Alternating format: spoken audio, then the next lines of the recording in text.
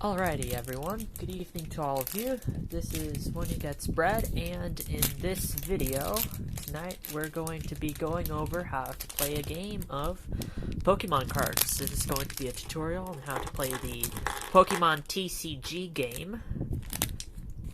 And we're also going to do a little bit of deck testing at the same time too. So today I was able to build a deck thanks to my friend Ben and my other friend who I just met today, Clayton. Thank you so much for all the help, both of you guys. I really appreciate it. So we are able to build this deck here on my left side today. It's a Wugtrio mill deck, so I'll be explaining what that means in a bit. And then on this deck to my right is the Lunar Pain deck. So we're going to be explaining that deck as well as going into how to actually play the Pokemon TCG card game. Alright, so first off, what is a Pokemon deck going to consist of? So a standard Pokemon deck will have 60 cards in it. There's going to be a mixture of Pokemon. So as you can see, like Bidoof here, that's a Pokemon card. There's going to be energy cards as well, so this is a basic water energy. There's also going to be your trainer cards. Now, trainer cards come in three styles. You have item cards. So item cards are basically tools for you as a trainer to use for Pokemon search, to try and get energy, maybe switch out a Pokemon. We also have cards that are attachable to your Pokemon. These are actually our Pokemon tool cards. Let me try and find one here. There might not be one in this deck specifically. However, there are Pokemon tool cards in this one here. This is the Lunar Pain deck again. We just need to find one.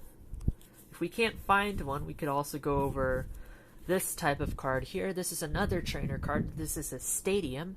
A stadium could be put into play, and it affects both players. So basically, if I play this during a match, it's going to affect both my opponent and as well as myself. So there are a lot of strategies that cover stadiums. Let's see if I could find another type of item card we haven't covered. Hopefully a tool card. If there isn't a tool card in here, I'll just go and explain what a tool card is quickly. So a tool card is basically an item card that you attach to one of your Pokemon, kind of like a held item in the games. And Pokemon could only hold one item or one tool card during the whole time of the match. Unless that Pokemon gets knocked out, then you could reattach another tool card if you like, but usually they could only hold one tool card and when they're in play or when they're active. And these give effects again like attach an energy here, or your attacks do 10 more damage under these circumstances. So just nifty little effects like that that could give you the edge in a battle. Our last type of trainer card would be our supporter cards. So these could only be played once per turn, and they usually have the most powerful of the effects out of the trainer cards. Specifically here we have a judge, and this judge, when it's played, each player will have to shuffle their hand back into their deck and draw 4 cards. During this same turn, let's say I also had a professor's research, but since I already played a judge, I can't play another supporter card. So we're going to have to save that professor's research maybe for our second turn, who knows? Our next turn, I should say. Alrighty, so that goes over the types of cards. Now let's go back to this deck and actually look at the types of Pokemon. So this Bidoof here is unevolved. It's a basic Pokemon. A basic Pokemon could be put down onto your bench or your active spot, especially at the start of the game. That's when you want a basic Pokemon in your hand to put down into the active spot. On your bench, you could have up to 5 Pokemon. So let's say I started with 3 basic Pokemon. I could put one of those into the active, and then the other 2 I could put them onto my bench.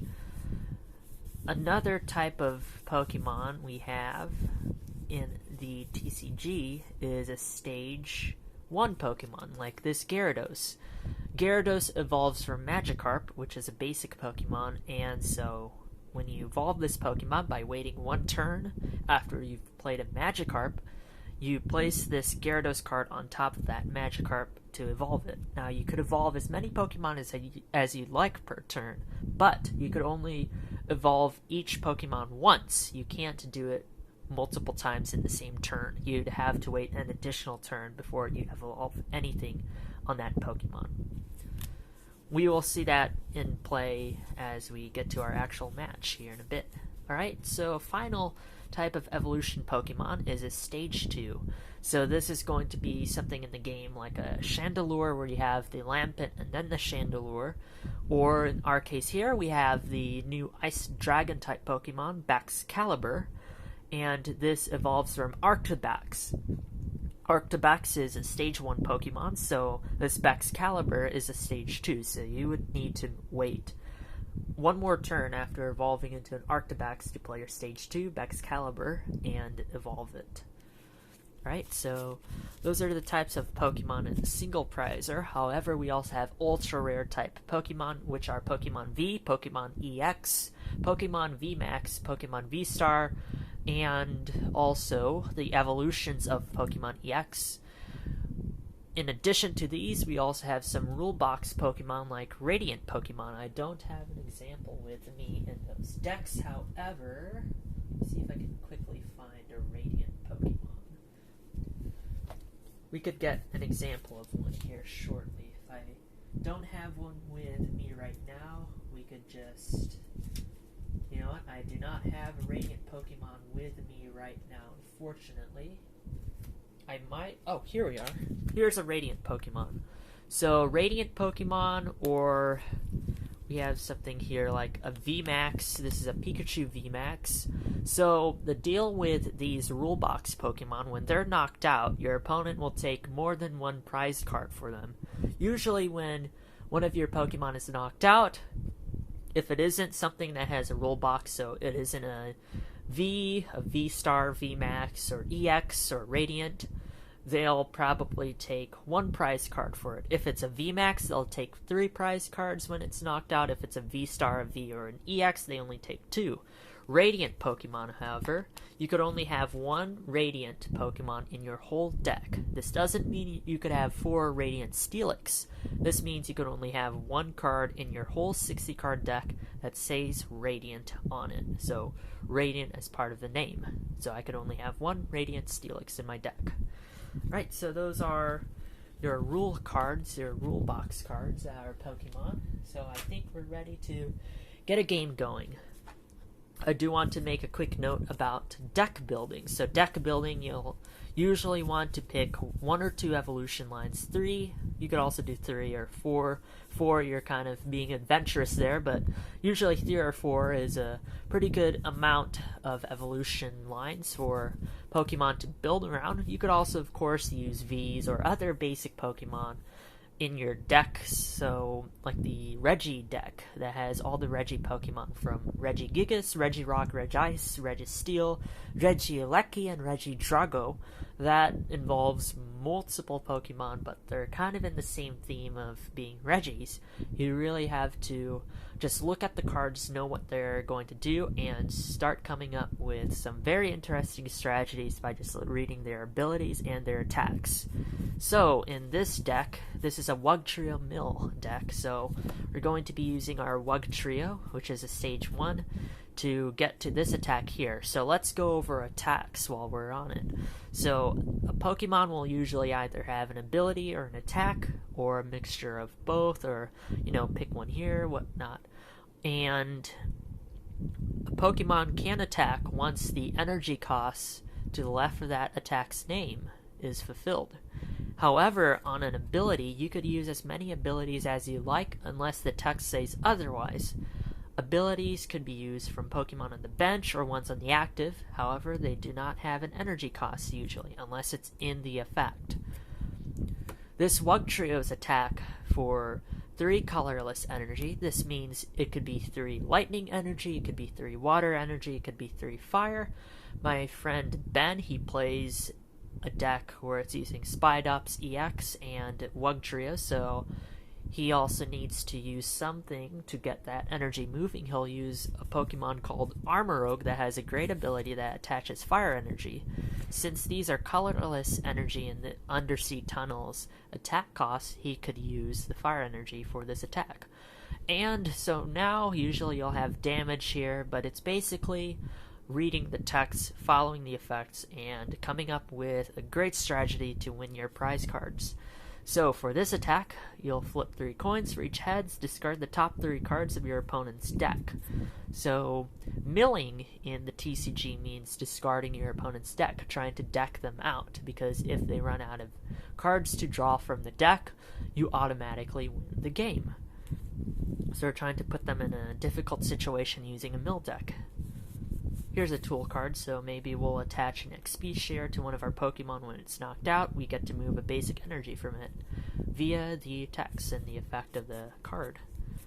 Alright, so we were talking about deck building, so usually you wanted around 15 or so Pokemon. Some people go to a lower number like 12, but just keep in mind 1 or 2, 3, 4 evolution lines or Pokemon you want to build around. Maybe some support Pokemon like an engine, a draw engine Pokemon. So Bidoof, B-Barrel is one of the more common draw engines. There's also a Curlia, so it's just a method of drawing more cards from your deck, hence the draw engine. It really gets your deck going. It's accelerating it. How you use a B-Barrel deck engine would be to have the B-Barrel on your bench so you could use his ability, Industrious and Scissors. Once during your turn, you may draw cards until you have 5 cards in your hand. This is very useful in situations where you've used up most of the cards in your hand and you don't have anything good. You could use B-Barrel's ability when it's on your bench or in your active and get your hand back to 5 cards. So with Pokemon, again, building around strategy, trying to find evolution lines that will work with each other. You could also do it by type 2. Some people run 2 types in a deck, 2 or 3, sometimes more.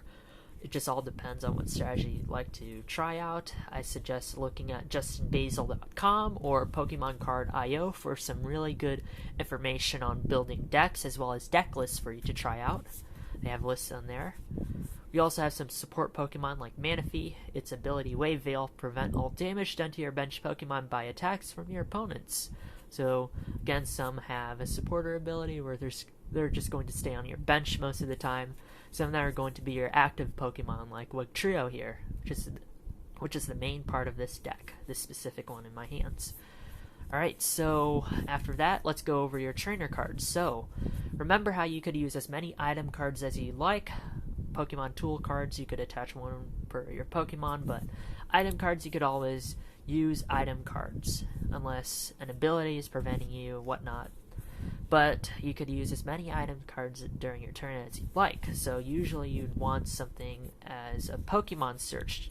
So that's usually a type of Pokeball from the games, i.e. this level ball will let me search for Pokemon out of my deck with 90 HP or less if I play it from my hand. I have another Pokemon search here, a Great Ball. And we also have items that are kind of recovery items, like this Rescue Carrier. It says put up to 2 Pokemon, each with 90 HP or less, from your discard into your hand. Another useful tool. Alright, another type of card that we've went over, but now in more depth for deck building purposes, would be our supporter cards. So you could use only 1 supporter per turn, but these are very powerful effects that could turn the tide in a battle. No pun intended. I am using water types in this deck, but they can really turn the tide. So Irida, for example, this is one of the ones that people use in water type decks. It says search your deck for water Pokemon and an item card, reveal them and put them into your hand, then shuffle. So you're pulling out some useful cards. You get a Pokemon and an item using Irida. Another one that people like to use is Judge. So we went over Judge. It's each player shuffles their hand and then draws 4. Gets you a fresh hand if you'd like. There's also Boss's Orders. This is another staple in a lot of decks. You get to choose which Pokemon from your opponent you want to switch into the active. Are you trying to get a prize and you see a small I'd say 80 HP, 60 HP Pokemon on the bench there, just chilling, and your attacker only has enough energy for that attack that only does 80 or so, you could boss's orders, play the boss's orders, switch your opponent's active with that 80 HP Pokemon, and get one of your prize cards that way. So it's a very sneaky card, I'd say. That's why it's boss's orders. It's mischievous and it's dastardly. Then you also have special energy cards. Here's the Iono card. It's not that Iono card, but it's one of those Iono cards. Alright, and then energy cards. You could only attach energy from your hand once per turn, unless the text says otherwise. We have some abilities in this deck as we start playing that will let us do that multiple times. Alright, so that basically goes over the basics of deck building. Please look up more videos and resources in order to help you build your own decks. If I can't really cover anything, it's not humanly possible to, so I encourage you to learn more about deck building through justinbasil.com or PokemonCard.io or any of these other Pokemon-oriented YouTubers and streamers. They're very good resources out there for you, and they're happy to help. Alright, so one more thing on the trainer cards and stuff. You usually do not want a lot of supporters. You want more items. You want Professor's Research, Boss's Orders, some other recovery, and search supporters like that Irida. We also want around like 12, 13 energy. It depends on the deck, but usually you want 12 or 13 energy. Some of them could be special energy. You could have as many energy as you'd like in a deck that are basic. However, on a special energy, since it actually does have a name, you can only have 4 copies of each, and this goes for most cards. You can only have 4 copies of every name of each card in your deck, unless it's a basic energy, and then you could have as many as you'd like. Fun fact, there's a deck that's going around that's using Kyurem VMAX, or the Kyogre from the Celebrations Pokemon card set, that uses about 40 energy in the deck. So imagine pulling all those energy out and those big, interesting wins that you could get out of such a surprising deck like that. 40 energy. Alright, so let's get a game going, shall we? Sorry about this dragging on a bit, but usually a game is like 45 minutes, and we had this introductionary period for about 20 or so, 16, 17 minutes. Not 20, so we didn't really hit the limit there, which is great. But let's get a game going, shall we? Alright, so first off, you'd like to shuffle your cards a bit. I'm just going to shuffle like this. It's the easiest way I know for right now. There are other ways to shuffle your decks, but this is the one I am most familiar with. So just make sure it's very consistently shuffled. You don't want to know the cards in order or anything like that, because that's probably foul play. Actually, that is foul play. People have gotten in trouble for planting cards and stuff like that too, so don't want to do anything like that. You want to keep everything fair, so you need to shuffle your decks a bit. Alright, and then this is also the part of an actual game where you would start chatting with the other person, your opponent. Just ask them how they're doing. Nice to meet you, all that kind of stuff. What's your favorite Pokemon? Do you like Digimon?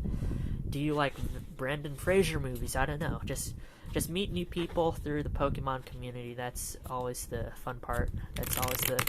That should always be the center, the main idea of the Pokemon community. I think meeting new people, making new friends, all that good stuff. Exploring, like in the games, and you're roaming around in the regions. Just have a good time. That's what Pokemon's all about. Alright, so once our decks are shuffled, if we are playing against an actual person, not just ourselves. Well, I am a human being, but I'm not an AI. I'm not an AI, fellow humans. Alright, so usually you would ask tap or cut. So what does tap and cut mean? So tap means to literally do that. No shuffling additional to the shuffling that the player has done. However, usually people like to cut.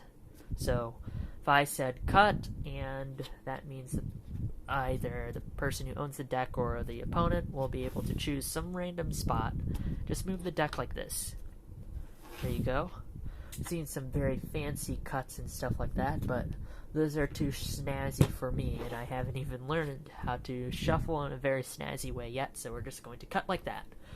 And to save time on a lot of those cards that you saw, like search for this Pokemon or do this crazy thing to your energy, anything like that, of those trainer cards to save time, I'm just going to be doing a standard cut like that.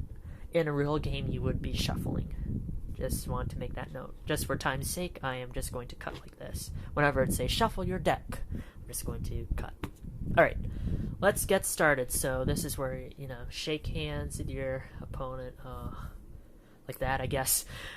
And you'll ask heads or tails. So on a dice that's tournament legal, the heads are going to be your even numbers, and the odds are going to be your tails. I said that. Yes, I said that correctly. Odds are tails, evens are heads. It sounds backwards, but I looked it up, and everyone who's been at official tournaments has been telling me evens are heads. Just remember, evens are heads. So heads are tails. Let's just say Eevee our Charizard has a flaming tail, but Eevee's tail is pretty cute, so let's go with Eevee as tails. So this deck over here needs an even number, or an odd number, sorry about that. Let me go back. Heads is even, so this deck will need an odd number if Eevee chose tails. Alright, so it's an even number, that means heads. So Charizard over here, aka our Wugtrio deck, is going to decide whether to go first or second. So going first, you can't attack, you can't play a supporter, but you could do everything else. Going second, you could play a supporter, you can't attack, and you could also do everything else. So usually a lot of decks want to go second. There are some benefits to going first, though. Okay, so we're going to try and go first. So Charizard's going first. This Eevee deck, which is the Lunar Pain deck from a Lunala card from Celebrations, is going to be going second. The main point of this deck, we went over a little bit on how to play this deck. The main point of the Lunar Pain Lunala deck is to use Pokemon that will place damage counters on as many of your opponent's Pokemon as possible. In this deck here, I'm going to be using a Miss Magus that has an attack where I can place 2 damage counters on all of my opponent's Pokemon. Then I bring out the Lunala and use its attack to double those damage counters, and I keep cycling through. And the cool thing about this Lunala deck is you could get multiple prizes in a turn. Every time you knock out an opponent's Pokemon, you get a prize card. The person who takes all 6 of their prize cards first wins the match. So let's see what happens. So this one's going first, this one's going second. They're going to be off screen a bit, so are the benches and stuff like that, but they're going to be there. Don't worry. Alrighty, let's do this. So, to start off, we need a hand of 7 cards. So, 1, 2, 3, 4, 5, 6, 7. Here's a starting hand for the Lunala deck, or Eevee deck. 1, 2, 3, 4, 5, 6, 7. Alrighty, we're going first. Let's check for any basic Pokemon. You see any basics? No, we do not. So do you know what that means? We actually have to reveal our hand to the opponent, and we get to draw a new hand. But since we took a mulligan, the opponent will take 1 extra card, or each mulligan we need to take. So let's shuffle these. Again, for time's sake, we would actually be shuffling them into our deck, but just to save some time, we're just going to put them at the bottom and pretend that we shuffled. But in a real game, please actually shuffle when you're taking a mulligan. Alright, so 1, 2, 3, 4, 5, 6, 7. See if we have any basics this time. Oh, look at that. We have 1 basic, 2 basics, 3 basics. Alright, so that means we get to choose one of these basics to place into our active spot. So we would do this face down. So which one of these do you think? Let's place the Frigibax down as our active Pokemon. Let's get these out of the way. Alrighty. So our hand is good now, so we only took one mulligan. Now we have to set up our prize cards. Prize cards, which are 6 cards that you would leave face down, are what determines the winner in a Pokemon match. So the first person to take all 6 of their prize cards first wins the match. You take a prize card each time you knock out an opponent's Pokemon. Right, so 2, 4, 6. They're off screen, but they're up there. Alrighty, let me scoot in a bit. Okay, same process over here, but we do take 1 card extra because of the mulligan that the Charizard deck took. Right, let's check for any basic Pokemon. Oh, looks like we have 2 of them. We have Misdreavus and Skwovet. Alright, let's put the Misdreavus in the active. The Skwovet, let's put our Skwovet onto the bench, like so. You could put up to 5 Pokemon on the bench. You always want to have something at least in your bench, because if you can't move anything up into the active, you will automatically lose the game. You don't want to be in that situation. I've been in that situation before during pre-releases, and it is very, very nerve-wracking. So we're going to put our Magikarp and our Skwovet on the Charizard deck down as well. And we also need to do the prize cards for the Eevee deck. So 1, 2, 3, 4, 5, 6. There we go. I'm going to place them up here. Alright, we're ready to go. Let's do this. Alrighty. There we are. Alright, we're ready to go. Okay, so Charizard deck is going first. We draw a card to begin our turn. That's textbook right there. You always draw a card to begin the turn. Alright, so we got another basic Pokemon, a Frigibax. Let's place that down to the bench. We have a Great Ball. We could look for Pokemon if we want to, but I think we're good. We can. Let's just do it, just for the funsies of it. So Great Ball, trainer card. It's an item card, so we could use as many item cards as you'd like to. Look at the top 7 cards of your deck. You may reveal a Pokemon you find there and put it into your hand. Shuffle the other cards afterwards. Alright, so to play an item card first, you'll have to discard it. You could also discard it later, but I like to put it into my discard pile first. Those are cards that you've been used up. So Pokemon that are fainted will also go into the discard pile. Items that are used up, energy that are used up, so all that stuff. So first 7 cards of our deck. So let's see. Think about there. 1, 2, 3, 4, 5, 6, 7. Alright, do we see any Pokemon? We see a Magikarp. Alright, let's put this Magikarp into our hand. Alright, and then shuffle the other cards, and then I'll just put them at the bottom. Even though it says shuffle them, I encourage you guys to also follow the text and shuffle them, but just for right now, due to a lack of time, and I want to get through this in a very concise way, we're just going to cut and then also like shuffle our hand and then cut a bunch of times like so. Alrighty. Alright, so now we have that Magikarp. Let's put down a Stadium card. Alright, so Stadium cards, again, they'll affect both players.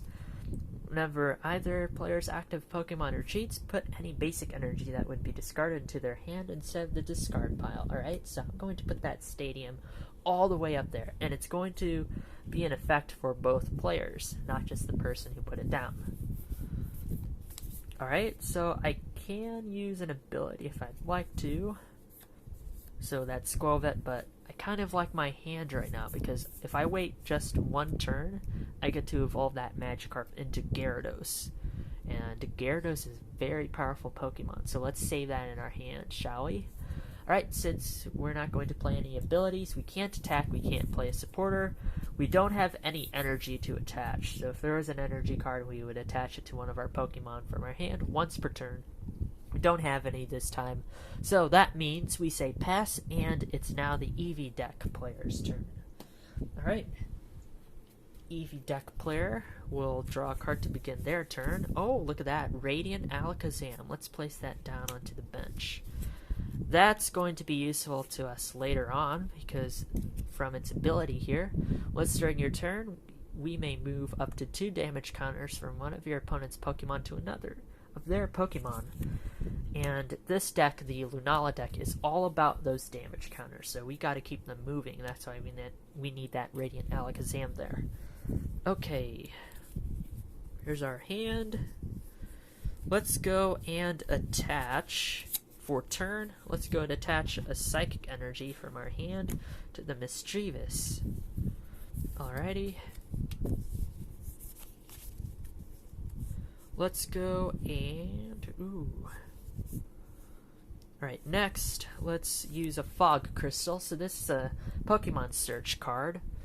Search your deck for a Psychic Energy or a basic Psychic Pokemon and put it into your hand, then shuffle your deck. So we're going to discard that Fog Crystal, search around here for a Psychic basic Pokemon, probably. There's another Mischievous. There's a Cosmoem. That's not a basic. There's a basic Cosmog. Alright, perfect. Let's get that Cosmog, place it from our hand onto the bench because we still have space. And we're just going to shuffle our deck like so. This isn't how you would shuffle at a tournament, mind you. We're just doing this method by cutting a lot of times just to save some time. Alright.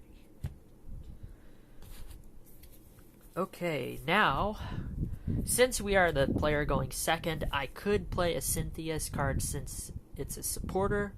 However, I am not going to because this is actually best to play when one of your Pokemon is knocked out. So we're going to save that. We're going to put that in a bank. Alrighty.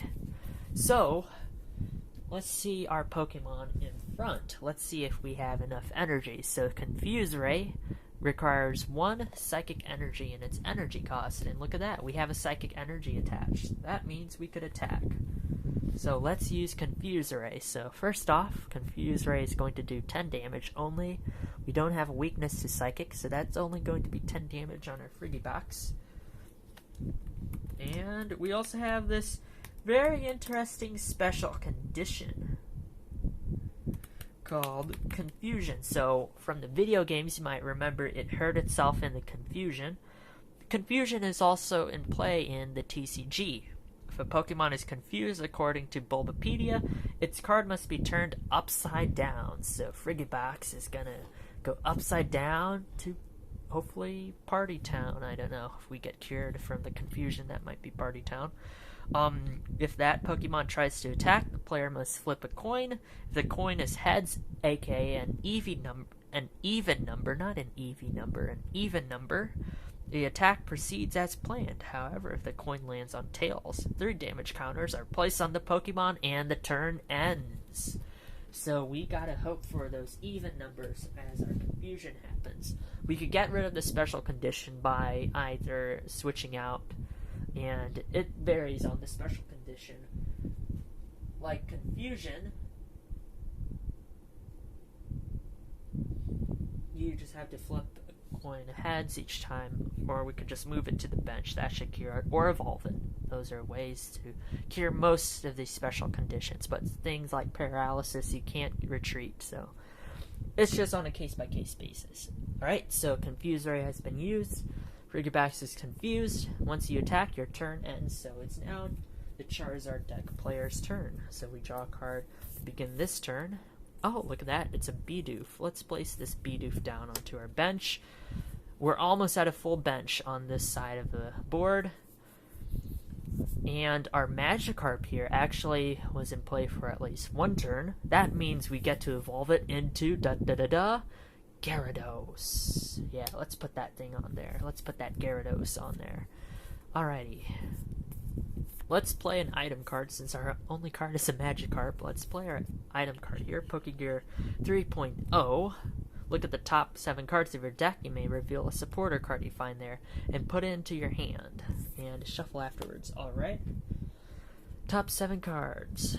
1, 2, 3, 4, 5, 2 more. 6, 7. Alright. Let's see. Supporters.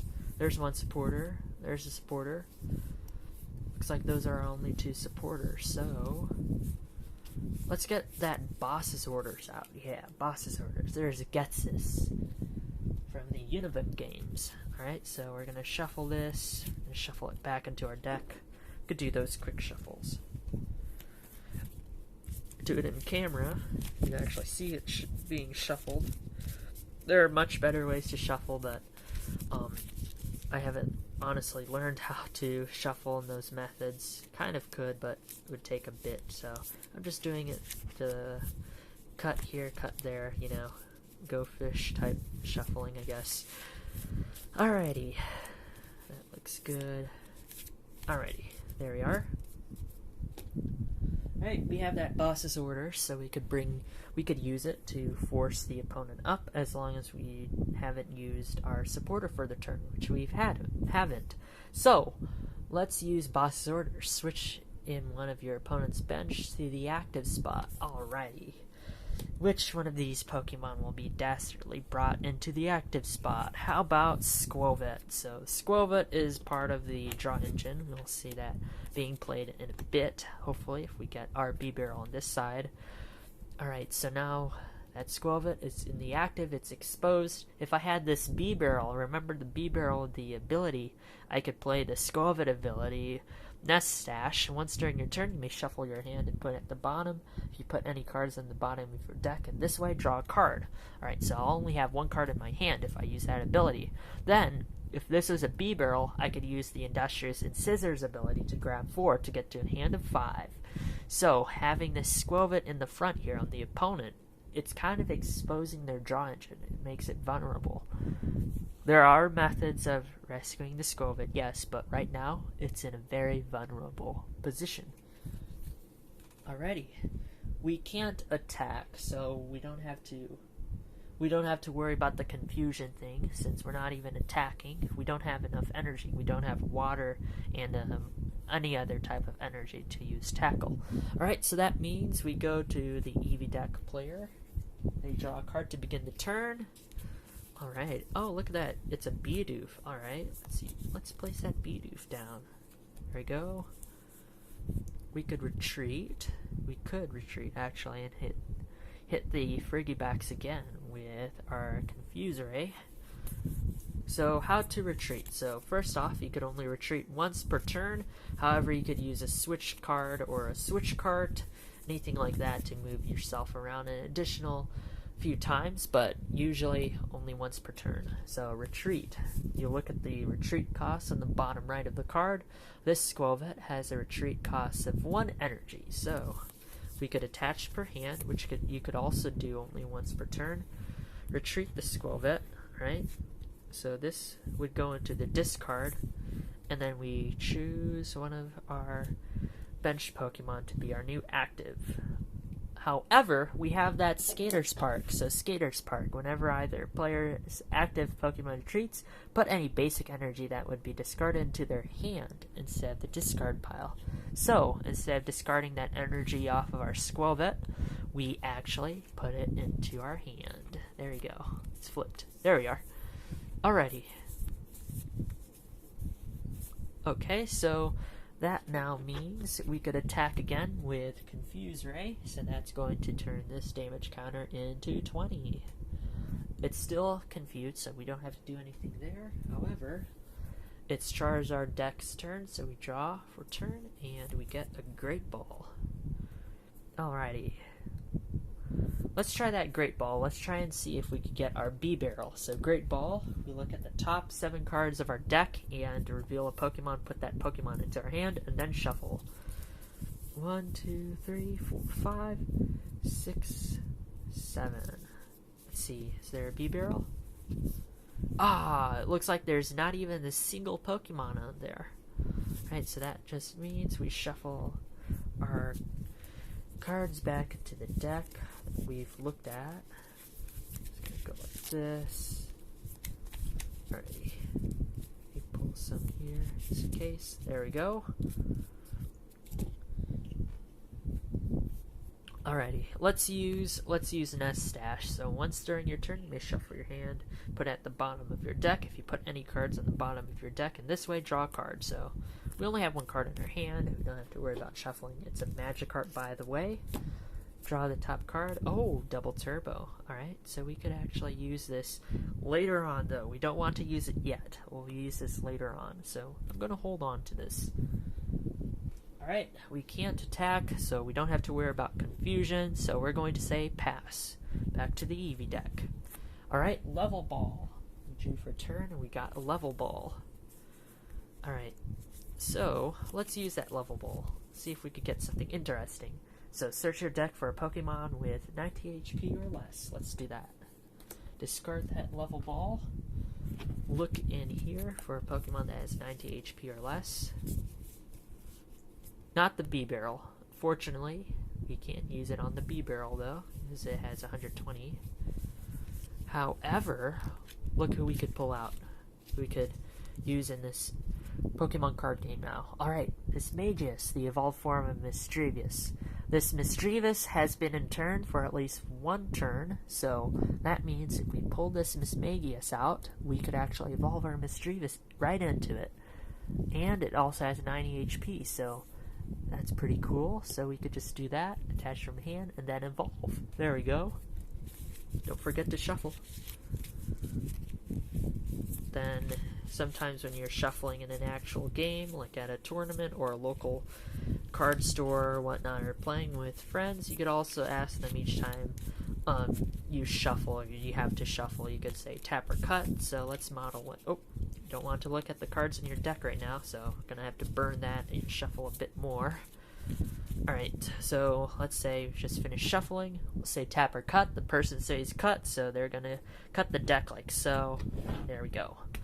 Alrighty, so let's take a look at our Mismagius here. It's a very powerful and a very mystical Pokemon from the Sinnoh region. It's a very spooky ghost Pokemon as well. And she has this ability called Spiteful Magic. I'll just say the Mismagius because, you know, there's some male Mismagius out there. Shout out to all the male Mismagius. If this Pokemon has full HP and is knocked out by damage from attack from your opponent's Pokemon, put 8 damage counters on the attacking Pokemon. And we also have this attack here that's for a single psychic energy. Hey, we have that here. Eerie Voice. Put 2 damage counters on each of your opponent's Pokemon. Alright, so I think we're going to use Eerie Voice, so 2 damage counters. So this goes to 40, and then we need a bunch for the ones on the bench. We might actually have to run and get more because I only have so many with me. I don't have enough for all of them. This is what I feared. So 20,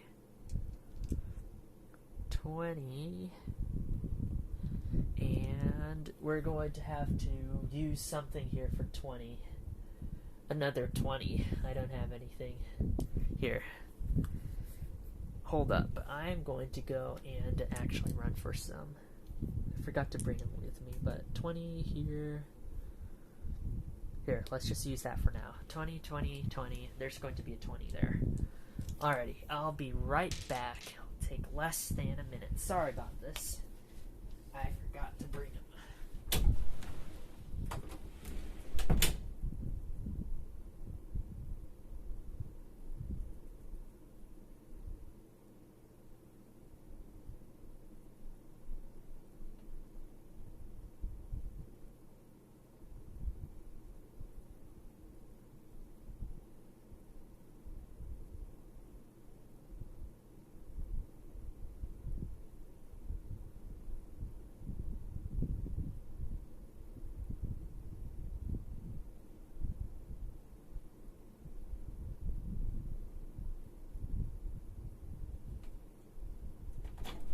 Alrighty, sorry about that, everyone. I needed to get those damage counters for this attack, this Eerie Voice. Alright. I have the damage counters now. Let's do this. Okay, so 20 Gyarados and 20 onto the Frigibax over here. Alrighty, since we've attacked, that's going to conclude our turn, so it's now Team Frigibax's turn. Oh, look at that. It's Professor's Research. It's a very interesting card. I really want to play it. It's a supporter card. We do need more cards in our hand. I'm going to go and play it, but however, we have this special energy here. This could help us with our Wugtrio. I'm going to make a sacrifice here and play our supporter for the turn. Professor's Research. Discard your hand and draw 7. Oh wait, before I do, you know what? We might as well. Let's attach this to the Gyarados. We might as well, you know. We might as well. So then our Gyarados can come out here and wreak havoc. We could wreak havoc with this Gyarados. Alright, so Professor's Research, discard your hand, draw 7. Nothing in my hand, but I'm going to draw 7. 1, 2, 3, 4, 5, 6, 7. Alrighty. Ooh. That's a different stadium. 1, 2, 3, 4, 5, 6, 7. Alright, I just need to make sure. Okay. Ooh, what else do we have? Oh, look at this. This is a fun card. Rare Candy. So, Rare Candy is an item card, and look what it does. Choose one of your basic Pokemon in play. If you have a Stage 2 card, we do, there it is. A Stage 2 card in your hand that evolves from that Pokemon, put that card onto the basic Pokemon to evolve it. You can't use this card during your first turn or on a basic Pokemon that was put into play this turn. I could put it onto that Frigibax in the active, or I could put it onto that Frigibax that's all the way over here on the bench, kind of off screen. Let's see what I want to do. I kind of want to go and put it on the Frigibax that's all the way over here. So this one, it might just get confused and attack itself. I don't want that. So I'm going to play the Rare Candy. We're going to put that Frigibax over here. We're going to evolve it into our Baxcalibur. Okay, so we need our Baxcalibur here for its ability, Super Cold, or it's also known as Absolute Zero. If it's translated straight from the Japanese name of the card's attack, it's actually Absolute Zero, but here it's just called Super Cold. As often as you like during your turn, you may attach a basic water energy card from your hand to one of your Pokemon. That's a nifty ability. So now we get to use it. Our Baxcalibur. Thank you, Baxcalibur. Alright, so we could use that Absolute Zero ability or Super Cold ability. So we have that many basic waters in our hand. We could attach them to our Pokemon. I don't see any use to attach them right now, so let's just keep him. We also have one other Gyarados. We don't have Magikarp, so just gonna have to keep that in there. Alright, we can't attack because that Frigibax doesn't have enough energy. We could attach those to basic energy, but I think it's gonna be knocked out soon, so we're just going to have to sacrifice it. Thank you for your sacrifice, Frigibax. We won't forget you. Alright, we'll pass and give it to Team Mismagius now. They draw a card to begin their turn. Alright, double turbo. This is actually going to be useful for Cosmog here for that Lunala. Alrighty. Here's something nifty. Here's the first prize card of the game, actually. Alright, so Painful Spoons. So, remember our Radiant Alakazam's ability. Once during your turn, you may move up to 2 damage counters from one of your opponent's Pokemon to another of their Pokemon. Alrighty. Let's do this. Okay, I'm going to go.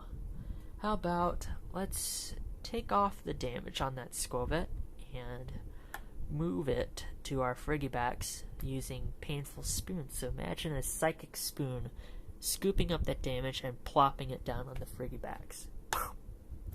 Alright, so now that Frigibax is knocked out. So thanks to that Radiant Alakazam's ability, Team Mismagius gets to take one of their prize cards and place it into their hand. So they're in the lead because they only have 5 prize cards now. Alrighty. This side, they would choose their next active Pokemon, I should say. So let's put Gyarados up there. Alright, but we're still in the turn of Team Mismagius here, so they could still do stuff if they want to. We already attached for hand. We attached that double turbo energy, that special energy to the Cosmog. We could play supporter if we want to. But I don't want to play any of these. Right now, let's do a capturing aroma. Let's see if this capturing aroma will give us something good. So flip a coin. If heads, search your deck for an evolution Pokemon, or if it's tails, search your deck for basic Pokemon instead. So let's see what the mystery of the capturing aroma will reveal to us. Woo! Right. For heads, we want an even number. Alright, so I'm going to try and do this so it doesn't knock anything else. That is a 1, so that means tails. That means we search for a basic Pokemon. Let's go and discard this. Let's look for a basic. There's a basic. There's a Mischievous. Alright, let's take that Mischievous, put it onto our bench. Alright, we have a full bench on Team Mismagius' side.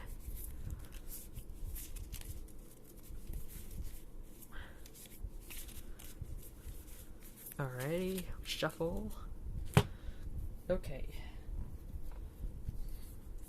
Alright, ready for some eerie voice? Alright, let's use eerie voice so we have enough energy for it. There we go. Eerie voice, so put 2 damage counters on each of your opponent's Pokemon. There you go, to 40. That goes to 40 as well. This gets 20. This goes to 40 on our Baxcalibur. Alrighty. Alright, let's draw for a turn on Team Charizard or Team Gyarados, looks like. Okay, let's play this supporter, Candace. Look at the top 7 cards of your deck. You may reveal any number of water Pokemon and water energy cards you find there and put them into your hand, and then shuffle. It's a very useful supporter. That will be our supporter for the turn, but a very useful one because we could get more water energy. I could attach via the Baxcalibur ability. We could probably start setting up our Wiglet or Wugtrio, hopefully. 1, 2, 3, 4. Ooh, that one's upside down. 5, 6, 7. Let's see. Any water energy in here? Nope, but we do have 2 water Pokemon. Alright, so the Wiglet is a basic. We have enough space on our bench, so let's put that Wiglet down. This Baxcalibur, however, will go into our hand. Alrighty. We'll just shuffle these cards back into our deck. First, I'm going to shuffle them around a small pile, and then I'm going to take them into here. Let's go like that. Alright, I think we're ready to attack on that Gyarados. Or with that Gyarados. We're not going to fight the Gyarados. It's a little too powerful for us. We don't want to get injured. We're just going to befriend the Gyarados and then attack it. Or not attack it. I'm sorry. We're not attacking the Gyarados. We are attacking with the Gyarados. Not attacking it. We don't want to be mean. Gyarados is a cool Pokemon. Alright, this is all shuffled. Okay. I'm going to attach via Baxcalibur's Super Cold ability, aka Absolute Zero. You can attach as many water energy to one of my Pokemon as I'd like to. We're going to attach 3 of them to Wiglet. So I'm just going to go like that. There we go. Alrighty. Now, let's use Wreak Havoc. Let's Wreak Havoc using our Gyarados. Wreak Havoc for 1 energy, any kind of energy. Flip a coin until you get tails. For each heads, discard the top 2 cards of your opponent's deck. Wahahaha. Alright. So here's our dice. So we need as many even numbers as we can. Alright, first one. Oh, and it's off the table. It's 1 heads though, so 1 heads, so that means we will discard 2. So 1, 2 of the opponent's deck. Roll number 2 is another heads, another even, so another 2. Oh wow, look at that. Roll number 3. It's an odd, so we don't do anything there. Alright, that concludes our attack.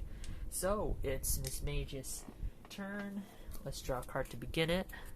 We milled 4 cards using that attack. What an interesting play. Okay, let's see what we have now. What if we wanted to be mean and play a boss's orders again? So this is Lysander from Pokemon X and Y, and like the other boss's orders cards, we're going to play this as our supporter for the turn.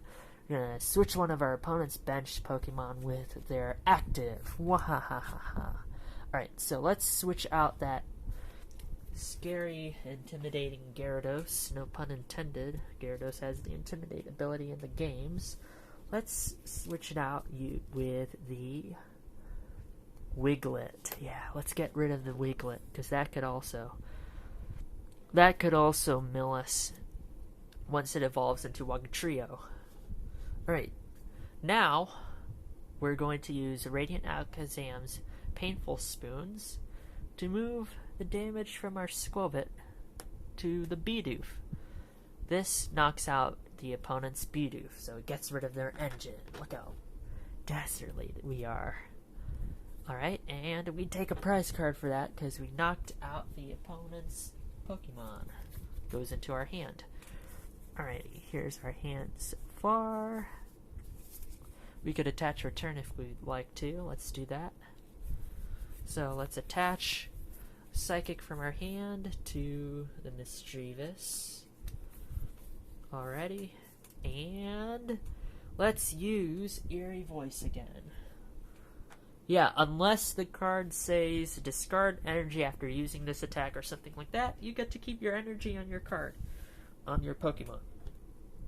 Right, so this is going to be 20. This is going to go to 60. This is going to also go to 60 on our Baxcalibur. Since they've attacked, it's time for the next player. Alright, draw a card to begin the turn. Ooh, Arven. He's the sandwich dude from Pokemon Scarlet and Violet. Could search our deck for an item in a Pokemon tool card, reveal them, and put them into our hand.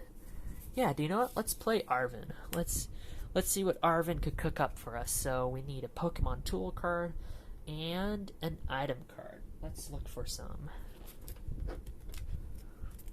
Alright, there's a tool right here. Tool card. And item card now. Let's see. Rescue Carrier, Rare Candy, no. No. Level Ball, perfect. Alright, so I'm going to pull out this Level Ball as the item card for the turn, because if we go to our Wugtrio, it has 90 HP, so that means I could search for it using the Level Ball. While we're in there, let's do that. So, I'm going to immediately use the Level Ball. So I'm going to discard it, get our Wugtrio. Wugtrio is such a funny Pokemon. Look how cute it looks. Look at that. There's 3 of them on there actually. Each of them is an individual Wugtrio. They come together as one unit. So that's a Wugtrio, that's a Wugtrio, that's a Wugtrio. Alrighty, but it's a Wugtrio altogether, which is kind of confusing, but still very cute Pokemon. It's a garden eel. Alright, so since that Wiglet has been in play for at least one turn, we go ahead and evolve it into Wugtrio. Alright, don't forget to shuffle afterwards. Use these item cards and some of these supporters. They're probably going to ask you to shuffle, so we're going to do that too. Alrighty, tap or cut. Let's say the opponent said cut, they're going to cut over there. There we go. Alrighty, this trainer card is a tool card, so we could attach it to one of these Pokemon if we'd want to. If they get knocked out, I'm sensing this Wugtrio might get knocked out, so let's attach that experience share. So what happens when a Pokemon has an experience share? Well, when it's knocked out, you take a basic energy from that Pokemon that it's attached to, and move it to the Pokemon that has... Oh wait, no, I have that backwards. When your active Pokemon is knocked out by damage from an attack of your opponent's Pokemon, you may move a basic energy card from that Pokemon to the Pokemon this card is attached to. Okay. Let's just attach this to the backs, I guess, the Baxcalibur. We don't have another Wiglet. It would be cool to have another Wiglet, because then we can use it. However, let's use this Undersea Tunnel attack. So, it requires 3 energy of any kind. We have 3 water. Perfect, we get to use it. Undersea Tunnel. Flip 3 coins. For each heads, discard the top 3 cards of your opponent's deck. Alright, so we're going to need as many heads as we can, so as many even numbers as we can muster. Trying to find my other dice. There it is. Alright. Flip 3 this time. So, as many even numbers as we need. Alright. 2 heads. This one is an odd, so that's a tails. 2 heads, that means 6 cards are being milled or discarded from the opponent's deck. So 1, 2, 3, 4, 5, 6. There we go. And they're going to go into their discard pile. Ha ha ha. Alrighty, since we've attacked, it's now the opponent's turn. So let's draw a card, begin our turn. Team Mismagius. Alrighty, so now, let's say, we might have wanted some of those cards that we discarded. So let's hold off on playing a Miriam. Let's check. You could always check in your discard pile to see what you've actually discarded. So let's see if there are any Pokemon, because that's what Miriam could help us with. Looks like just a Cosmo. Oh! There's one of the Pokemon that this deck is actually built around, so we might want to use Miriam, so let's sort some of these Pokemon out first. I think that's all of them. You only pulled out that many. Yeah, alright, so only 4 Pokemon are in our discard. Alright. So, Miriam, for our supporter of the turn, shuffle up to 5 Pokemon from your discard pile into your deck. If you shuffled any cards into your deck this way, draw 3. Alrighty. You get those Lunala back, so we're gonna discard that. Actually, let me do this way. Okay, Miriam, 4 Pokemon. There we go. Put them over there. Shuffle the 4 Pokemon, then shuffle them back into the deck. Hello, Adventures of Anna. Thanks so much for tuning in. Good evening to you. How are you? Just going over the Pokemon TCG again. The old content. That's great to hear. That cat looks very happy. Look at it tapping away. That's so cute. Like that cat. Alright. We've shuffled. So tap or cut. Let's say they say cut, so there we go. Alright, draw 3. 1, 2, 3. Alright, so we got a Pokemon Search. Not bad, not bad. Got some item cards that might be useful. We have Pal Pad, so that could get some of those supporters from the discard later on back into our deck. That's pretty sweet. We have Ultra Ball, discard 2 to find a Pokemon. We might not need to do that though, so we're just going to hold off on doing that. Alrighty, let's go with another eerie voice. Alright, so 60, this goes to 80. Because remember, it's 2 to all the Pokemon, so I'm gonna have to put that one to 80. If I can find one that says 80 here. Here it is. 80. This goes to 40. This also goes to 40. This goes to 80 as well.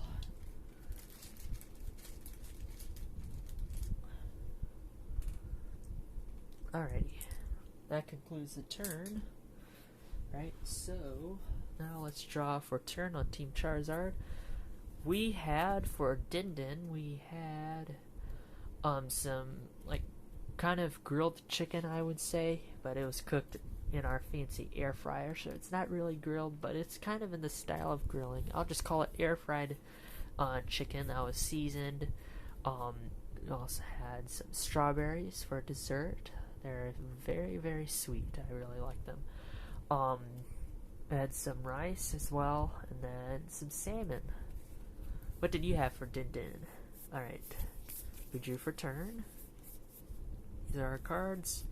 Here's a very interesting card that just came out in Paldea Evolved. This is the Iono Trainer card. So There's that famous Ino alt art. This is actually just the base card of it. So it's a supporter. Each player shuffles their hand and puts it to the bottom of the deck. So that's like Marnie. Remember, when in doubt, play a Marnie. Well, I guess in this case, when in doubt, play an Ino. If either player put any cards on the bottom of their deck in this way, each player draws a card for each of their remaining prize cards. So it's also like N from the Pokemon Black and White games. Yeah, it was pretty good. Yeah, thank you. Oh, woe to you as well. Alrighty. Ino. So, shuffle our hand. Each player does this. So, we're going to shuffle our hand, put it at the bottom of the deck. We have 6 prize cards remaining, so let's draw 6. 1, 2, 3, 4, 5, 6. Alright. The other player, however, has 4 prize cards. They're ahead, but they only get to draw 4 cards. Haha. Alrighty. Let's put that at the bottom. 1, 2, 3, 4. Everybody up on the dance floor. 5, 6, 7, 8. It's 4 a.m. and I'm wide awake. Hopefully I'm already snoozing by then. Sound asleep by 4 a.m. That's just a fun song. Alrighty, so now here's our new hand. We drew 6 because of the 6 prize cards from the INO, which is off screen in the discard. We have a rescue carrier that we could use to get some of those Pokemon from the discard back. As long as they have 90 HP or less, we could pick up 2. Let's do that. Rescue carrier. Was that Katy Perry? No, it's actually a song from... Get this, it's actually a song from a Taco Bell commercial from a few weeks ago, or 1 month ago. Yeah, few weeks / 1 month ago.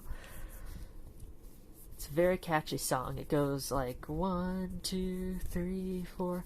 Everybody get on the dance floor. 5, 6, 7, 8. It's 4 a.m. and I'm wide awake. It's very catchy. Alright, so we got a Bidoof and a Frigibox out from the discard. And now we have a full... Yeah, we have a full bench. Right, so that was from the Rescue Carrier. We have a switch if we want to use it. We have double turbo if we want to use it. Hisuian Heavy. Can't use the Hisuian Heavy. We have a full bench. Alright, so... let's go and use our undersea tunnel from last time. So that means we need these dice back again. So we're going to do a flip. Do a bunch of coin flips. We need as many even numbers as we can get. Alright. We only have 1 even number, so that means discard only 3 cards from the opponent's deck. 1, 2, 3. There we go. Alright, since we've attacked, it's now the next player's turn, so Team is Mages. They have a new hand because of that INO. Here it is. Let's draw a card to begin the turn. Have a level ball. We have Professor's Research. We have Escape Rope. That might be interesting to play. First, let's do the level ball. Let's search our deck for Pokemon with 90 HP or less. We could evolve the Cosmog or the other Mischievous if we want to. Let's get a Cosmoem. Evolve that Cosmog that's been in play for at least 1 turn, and shuffle. Adventures of Anna, should we tap or cut? So, should we cut the deck or should we just tap it? aka, don't do anything to it. Cut, alright. So, where should I cut it? Like, around here? Right here?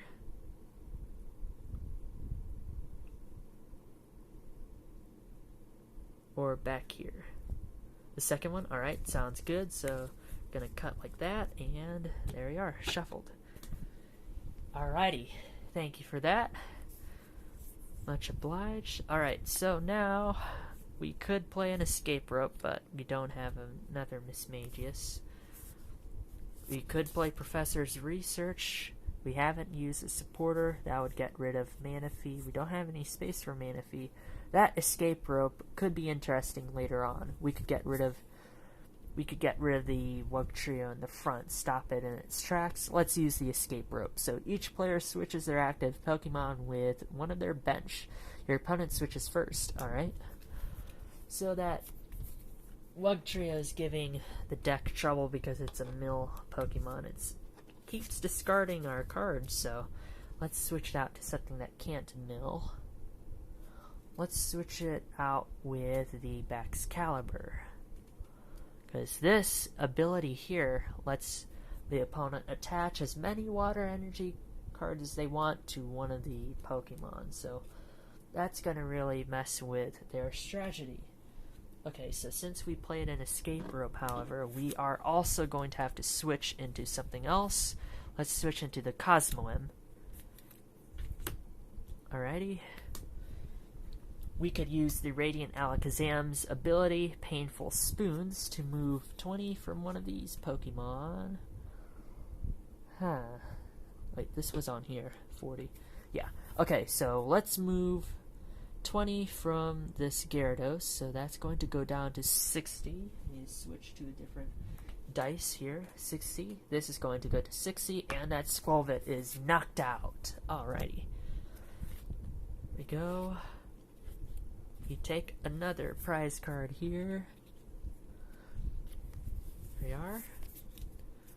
Team Mismagius, or Team Cosmoem, I should say, is in the lead. Right, we have enough energy to attack. We have a double turbo. That's a special energy that provides 2 colorless energy, however your attacks do 20 less damage. We just need 1 energy though, so Star Protection. Flip a coin. If heads during your opponent's next turn, prevent all damage done to this Pokemon by attacks. Alright, so we need an even number for that effect. Oh, it's an odd, so that means this Cosmoem will be taking damage next turn. Since we've used an attack, it's now the Charizard deck's turn, so it's Team Baxcalibur. So we draw a card to begin it. Energy Retrieval. Probably don't have any energy in the discard, I don't think. We have, look at this, we have a switch. We could use this to switch into either our Gyarados or Wugtrio again if we'd like to. Let's play it. Switch. Wugtrio or Gyarados? This one is more interesting. We're almost down in our Wugtrio, so Gyarados. Alright, time to wreak havoc. So again, flip a coin until you get tails. For each heads, discard 2 of the opponent's cards from their deck. Alright. You move this out of the way. Alright, first coin flip. It's an even, so that means heads. Discard 2 from the opponent's deck. Second coin flip. It's another heads. It's another even number, so discard another 2. Alright, coin flip 3. Let's see what happens. It's an odd number, so that means tails. We have to stop there. Alrighty. Since we've attacked, it's now Team Cosmoem's turn. Let's draw a card. Old Cemetery. Yeah, let's get rid of that Skater Spark and go to the Old Cemetery. It's probably haunted, but that's alright because we have some ghost Pokemon on our team. Alright, Old Cemetery. It's a stadium that says whenever any player attaches an energy card from their hand to one of their non-psychic Pokemon, put 2 damage counters onto that Pokemon. Alrighty, so they don't have any psychic Pokemon. They have mostly water, so that's probably going to give Team Mismagius an edge. Alrighty. Let's see what we do now. Double turbo, we already have one of those. G on that one, energy on that one. Yeah, let's go and attach an energy on our Radiant Alakazam. And alright. Our hand so far, that double turbo. We need to use it on something, I think. I don't know what. Probably need to hold on to it for a bit, though. Okay, first, Radiant Alakazam's Painful Spoons. Let's go and add... Let's add yeah, let's add, let's take away, actually, not add, let's take away 20 from Pkmn, put that 20 onto Wugtrio. Put some pressure on them. Alright, so now let's use Cosmoem. Its attack, star protection. We need an even number to prevent all damage from attacks in the next turn of the opponent. Alright. We got an odds. That means we will be taking damage if they attack us. Alright. So let's draw for turn on Team Gyarados. It's a water energy. Let's go and... we don't really need that water energy for anything. Nor do we need that energy retrieval. However, let's play this supporter card, Misfortune Sisters. These are characters from the Pokemon Legends Arceus game set in Ancient Sinnoh, aka Hisui. And these crafty trickster characters will let us look at the top 5 cards of our opponent's deck and discard any number of item cards you find there. Then the opponent shuffles the other cards back into their deck, so let's do that. Mwahahaha. Alrighty, top 5 cards. 1, 2, 3, 4, 5 of the opponent. Item cards. Let's see how many. Only 2 are item cards, but that's still 2 into the discard. They're both Pokemon search cards, too. Very dastardly indeed. Alright, we shuffle the other cards back into the deck. Not much of a deck left, because we're playing against a mill deck, so they're probably going to be discarding like crazy and forcing our deck to a very small number here. Alrighty.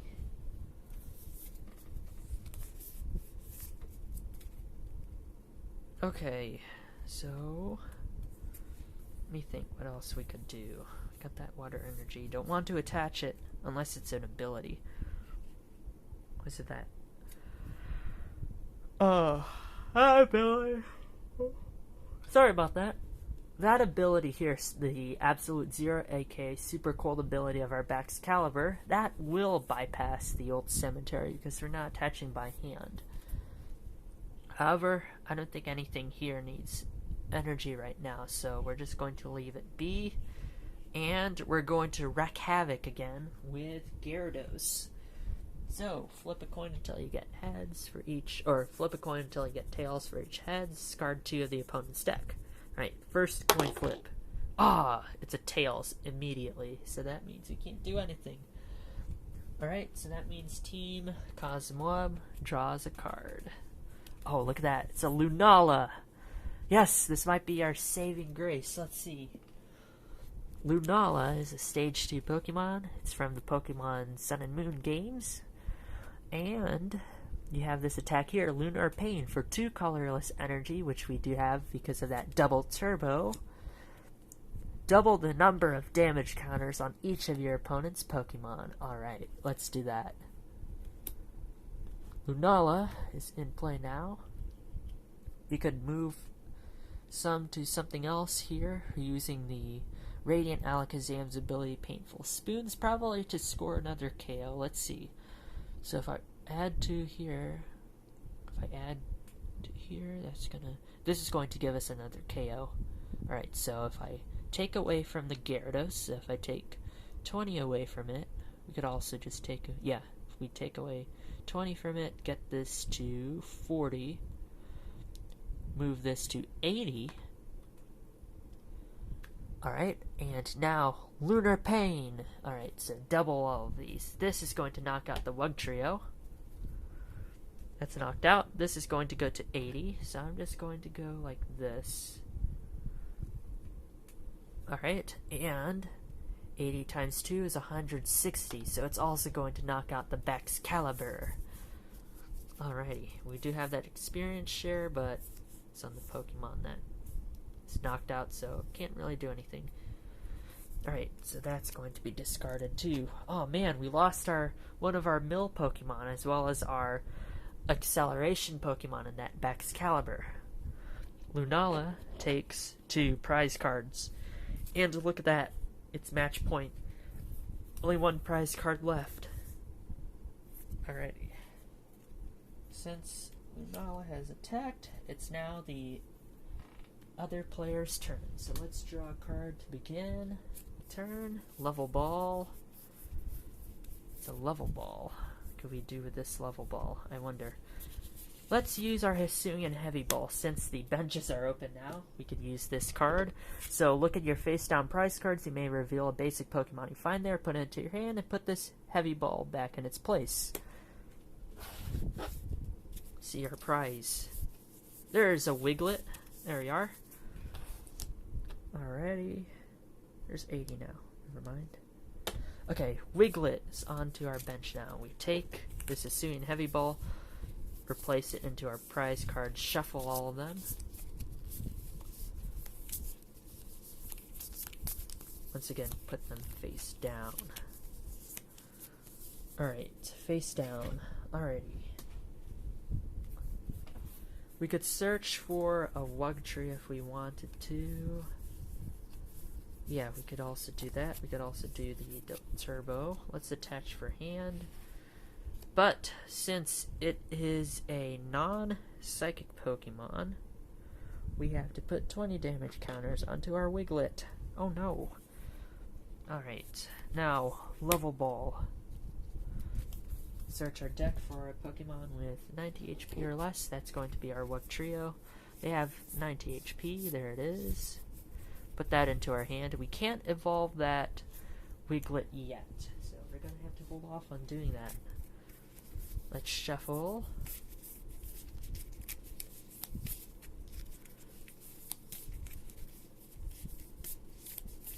Alright, there we go. And see our hand, if there's anything else we want to do. No, we can't do anything with those cards we already attached. Return. This goes into the discard. Alright, let's wreak havoc again.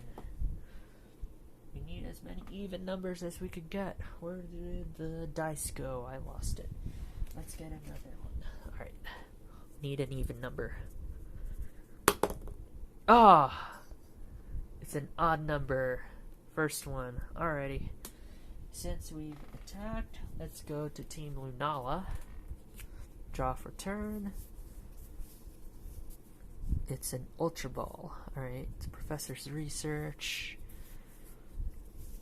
We could go Ultra Ball and then search for Mischievous Evolution, Mismagius. Let's do that.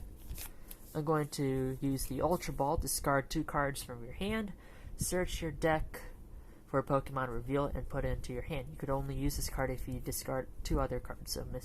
So a Manaphy and a Professor's Research are going to be discarded to look for, let's see, Mismagius, or we could also do B-Barrel. Let's just do B-Barrel. We're on match point anyways. Probably gonna win this. Alright. There we go. B-Barrel's ability, Industrious and Scissors, could be paired with Squelbit's ability, Nest Sash. So, Nest Stash.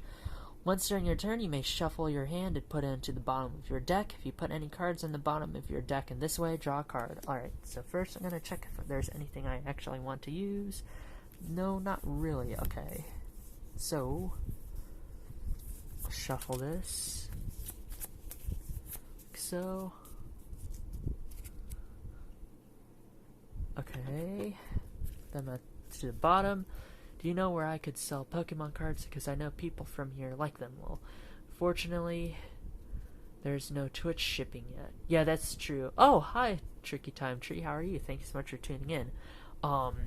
So sell Pokemon cards on Twitch. I don't know if, again, like you were saying, I don't know if you can, but you could probably do an eBay listing or something like that. Set up a Discord where your personal Discord, just saying it, hey, if you have a Discord group, you just go, there's Twitch shipping, I would. Yeah, yeah, if only they had Twitch shipping, because then you could open, like, P.O. boxes and have fans send you stuff. You could send stuff to your fans. That could be pretty cool to see in the future. However, if you're interested in like selling Pokemon cards, I suggest like eBay or TCG Player, something like that. Alright, so Nest Stash, we drew one card after shuffling our hand and putting it at the bottom. Now, we pair it with Industrious Incisors that says once during your turn, you may draw cards until you have 5. So let's draw 4. 1, 2, 3, 4. Oh, wow, a ton of energy. Wasn't expecting that. Alrighty, like only Twitch would access the address since it is run by one of the top companies. Yeah, probably that's how it could work. Interesting thought. Alrighty. That's our hand. We have a judge, but it's match point anyways. And there is a way we could actually win this. We could win this in one of two ways. We could win this by either taking 2 from the Gyarados, put in onto the Wiglet, or vice versa. So first, either way, let's use our Painful Spoons ability from Radiant Alakazam. And let's move 20 from the Wiglet onto Gyarados here. Alright, next we're going to go Lunar Pain to double the amount of the damage counters on all the opponent's Pokemon.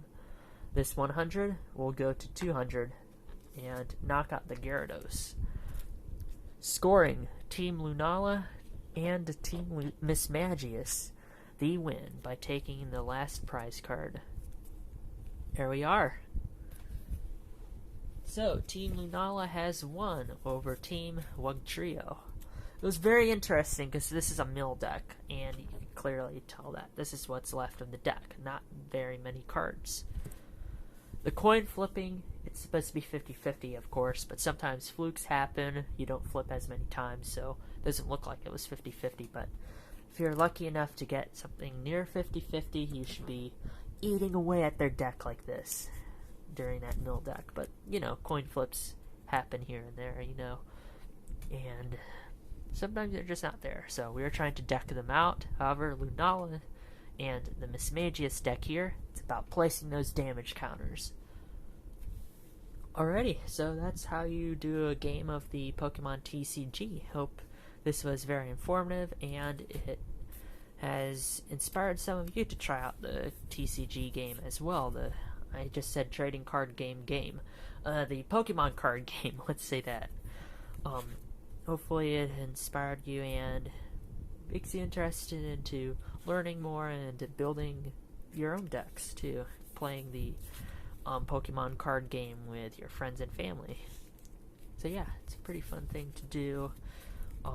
Decks usually have, you know, those big V-Stars, V-Maxes, EXs, all those things, but single prizers, that's what I really love to do. I love trying out single prize decks. So these ones don't have any Pokemon that have the V's or VMAX, V-Star, or EXs, so single prizers, because each of the Pokemon only will give the opponent 1 prize card, so they have to knock out 6 still. So it's kind of like the Pokemon games battling format, so unless it's a double battle, which I've actually done a double battle, or actually it was a 2v1 using Pokemon cards. Maybe we'll make a video on how to do that in the future. It was very interesting. It was with my 2 neighbors. Alrighty, so yeah, that's the Pokemon TCG. Hopefully this was very informative. Sorry it's so long. You want to skip through and just pick up on topics here and there. I'll try to make timestamps this time. I didn't the last, 10, 20 times, and yeah, these just get very long because usually a match lasts 1 hour. That's how long a typical TCG match is. So, but it is a joy spending time with all of you and going over these tricks and techniques into playing the game. Hey, can you raid? Oh, are you leaving us from Adventures of Anna? I could stick around for a bit. I just have to go to sleep in around like 1 or something like that. So I could stick around for a bit. I don't mind hanging out with all of you. TrickyTimeTree, can you raid Paparazzi 6492?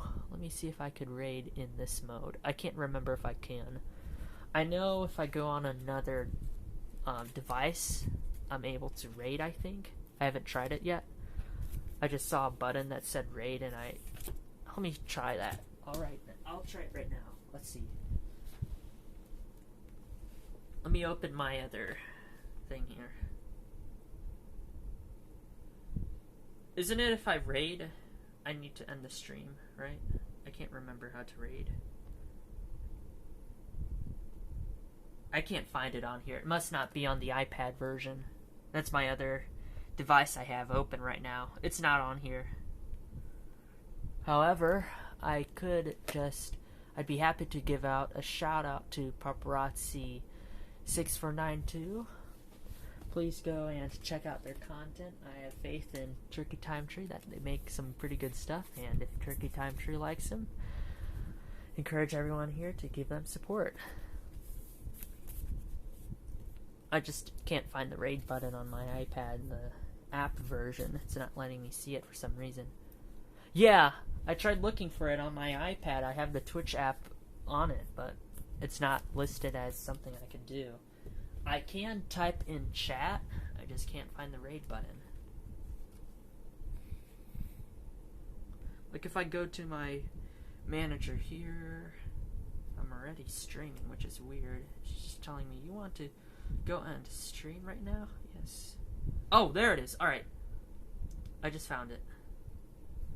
Alright, so this is my first raid. I don't know if I'm doing this correctly, so I'm about to raid them.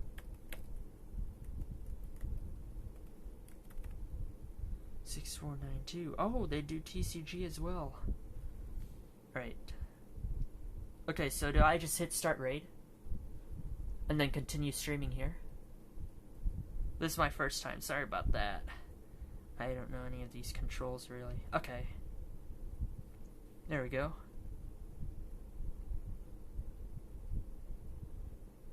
Okay, yeah, I think I got it. Alrighty, sweet. Here's the raid. 3, 2, 1.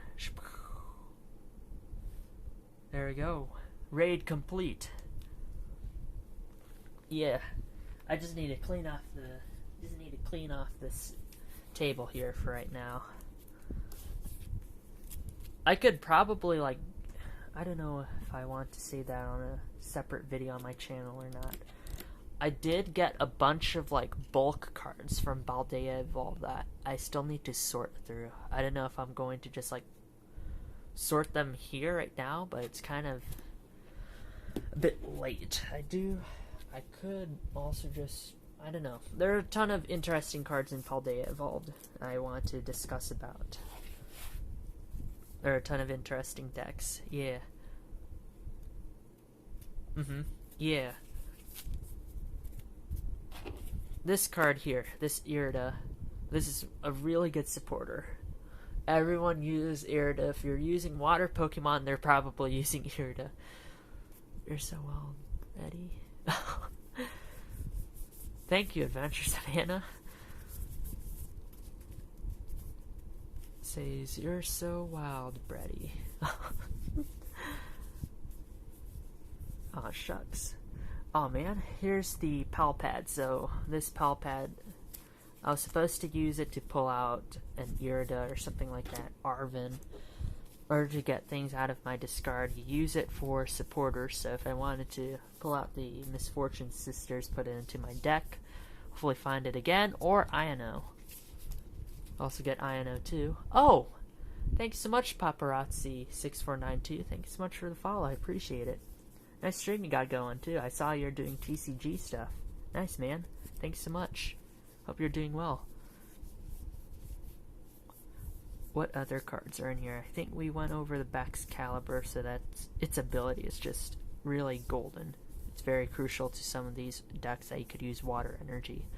There's that Swim Freely deck from Lost Origin. Lost Origin, the Silver Tempest also had some cards for it too, like the Candace, but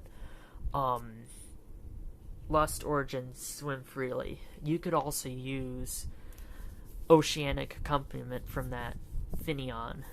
You could probably combine it with Baxcalibur. Baxcalibur is kind of like Oceanic Accompaniment, but you don't need Swim Freely on it. You could probably still combine them, you know? You could do it double water acceleration boosted Fast and Furious type deck, I guess. Have you tried Yu-Gi-Oh! Master Duel? No, I have not. I haven't even learned how to play Yu-Gi-Oh! Yet. It sounds really interesting because I know it's like you have to nullify opponents' cards and stuff like that. It's not just like Pokemon where it's energy and then attack, next person energy attack. It's not like that. It has a ton of other cool things to do in the turns. My classmate in one of my classes, he was kind of telling me the basics, and there, if I remember correctly, there's just a ton of things in each turn. It's insane. It sounds really interesting though. No worries, I can help you. Well, thank you so much, TrickyTimeTree. Yeah, one of these days I'll try and pick up Yu-Gi-Oh! For sure. I'd love to hear some of your tips, too. Yeah, please let me know. Just send me a DM. I'd love to learn about Yu-Gi-Oh! Stuff. Oh, speaking of other card games, so there's this Magic the Gathering set that's supposed to be like a tie-in with Lord of the Rings. And it looks really cool. Like, there's a Gandalf card and all that stuff. There's Mordor and all of them. All those locations and whatnot. It looks really cool. I want to learn Magic too. I want to try that Lord of the Rings stuff as like a tutorial, you know?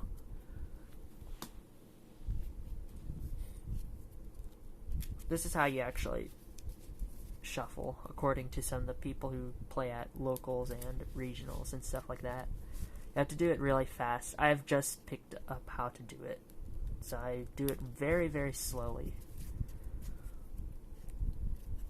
Yeah, I know, right?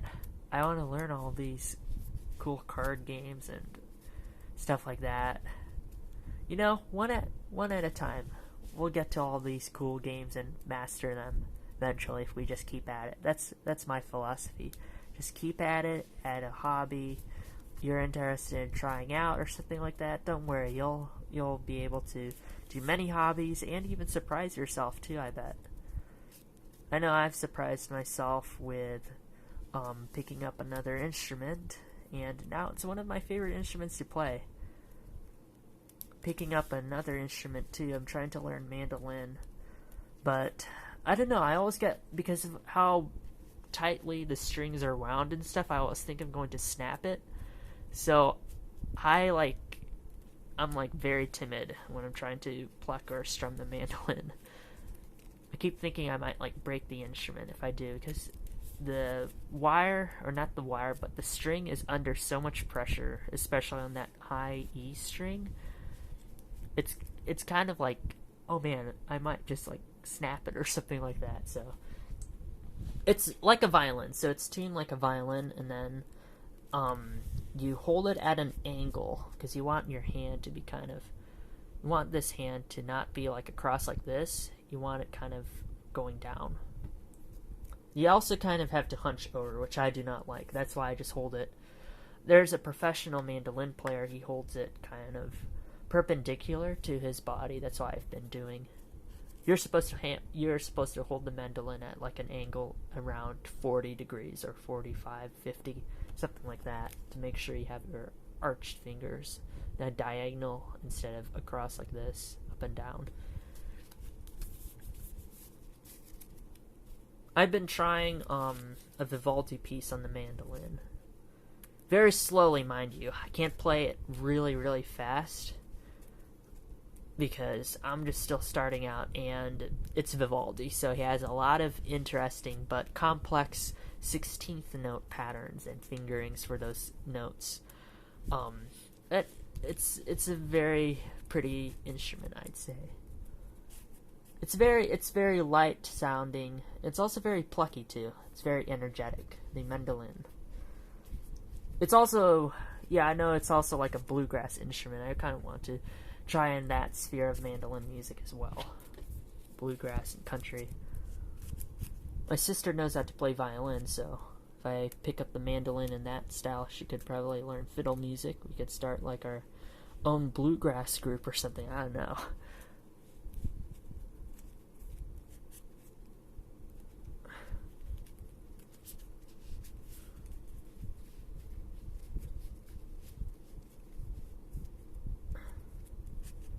Yeah, I'm just shuffling these. Yeah, this is how I was taught to shuffle from the people who actually played at regionals and stuff.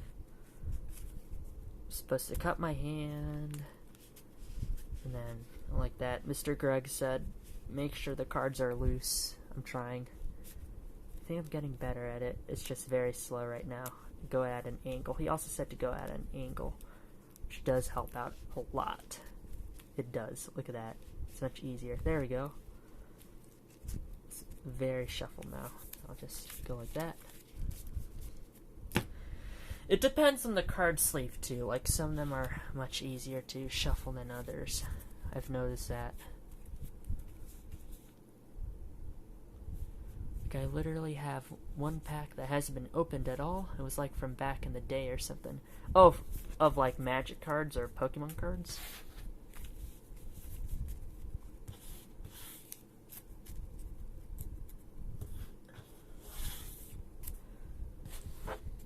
Pokemon, I see. Yeah, depending on the pack, it might actually be more value to you if you keep it sealed. Some of these older sets, even more recent older sets, like some of the Sun and Moon stuff, it's like $10 a pack. Even more, like $20 a pack or something like that. It depends on what the set is, but usually an older set, it might be best to keep it sealed. Or keep it, you know, like unopened and stuff. But in a pristine condition.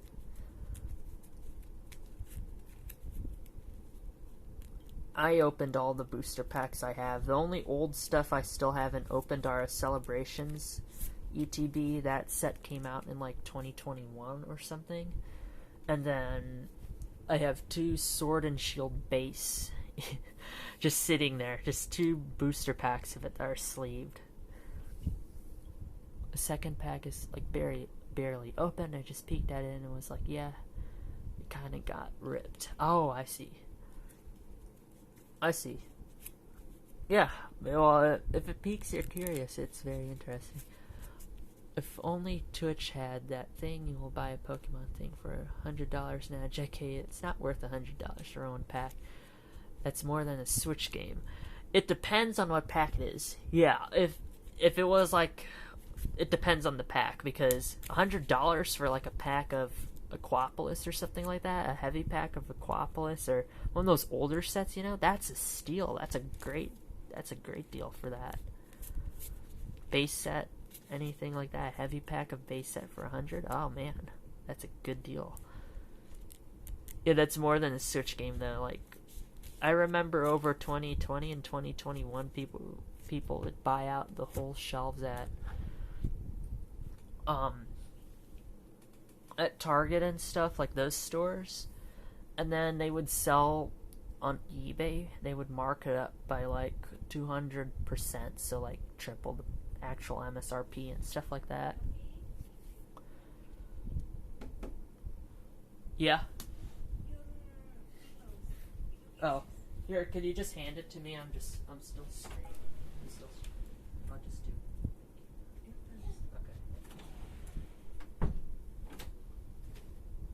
On average, let me see. What's the highest average price for like the oldest pack of Pokemon cards? Okay, so actually I need to look that up because base set goes crazy. It depends if it's like a heavy pack, a light pack. Heavy pack usually means a holofoil or something, so.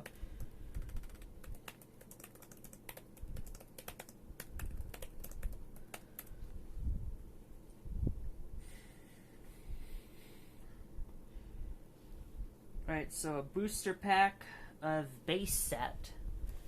It's, according to price charting, ungraded, it's about $350 US dollars. However, I always have the sneaking suspicion that the Neo sets, so like Neo Destiny, Neo Genesis, those are probably rarer than base set. You don't hear that much about Neo sets. So Neo Destiny. Let's just do Destiny. Neo Destiny. Yes, Neo Destiny is more expensive than base set. Ungraded Neo Destiny, according to price charting, is $460 US. The Neo sets are very obscure. Can't really find them.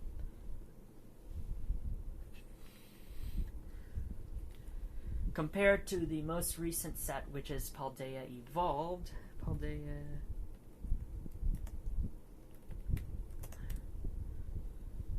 Alright. Not the booster pack. Oh yeah, there we go. Booster pack. Paldea Evolved, according to price charting, is about $4 a pack. MSRP is $5 a pack.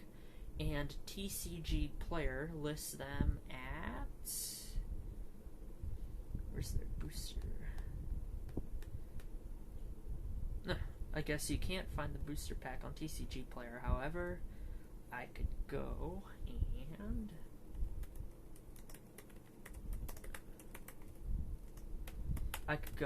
actually search for it here in this other search field. Paldea Evolved booster packs are about $30 on TCG Player. So $2 lower than MSRP. I could only name 2 places around me that are doing it around $3. There's the Collector Store, which is a website and also a physical storefront. They have a website. On their website, it's not going to be the price in person. It's about like $1 more on Pokemon stuff. They don't have their bulk on there either. They have tubs of this bulk that's just sorted. Most of the sets are completed in there. You just pop in, oh, I need 5 of the Professor's Research from Scarlet and Violet base. They'll pull out 5 from that tub and you'll pay TCG Player. If it's too low on TCG Player, like if it's a few cents, their base price for any card that isn't one of those V's or EXs or anything like that, it's like about 25 cents. And then there's like smaller local card stores near me too that do packs still for $4 instead of 5.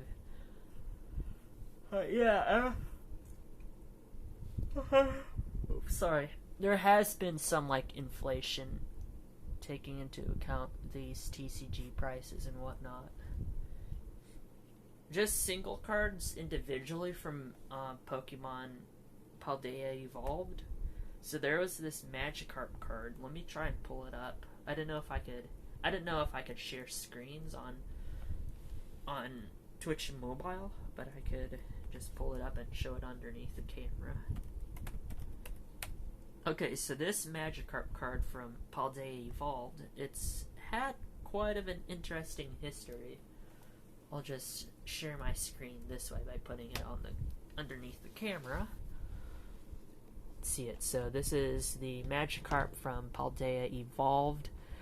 Okay, so usually on single cards, especially on modern sets, the price will go up before the actual release date, then it'll start plummeting, and then cards start stabilizing in their prices.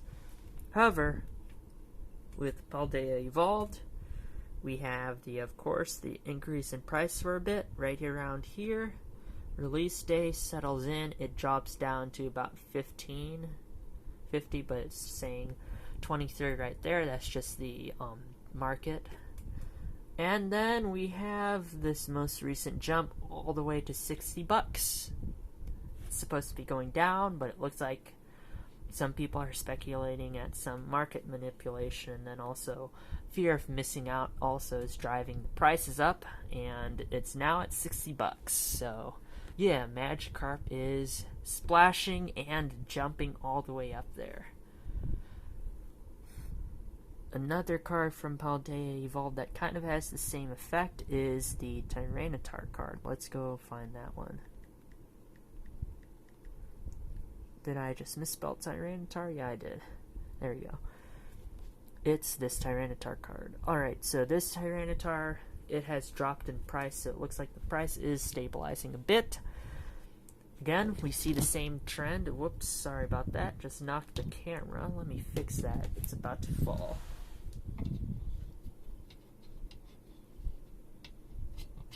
Let me find the And this stand that I'm using, it's actually a music stand, not a camera stand or anything like that. It's a music stand. Let me actually get underneath here. Sorry about this. There's some technical difficulties.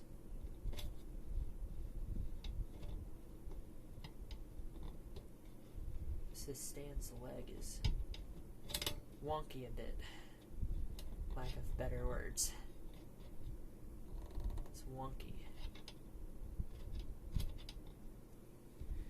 Oh my. It's like it's taunting me.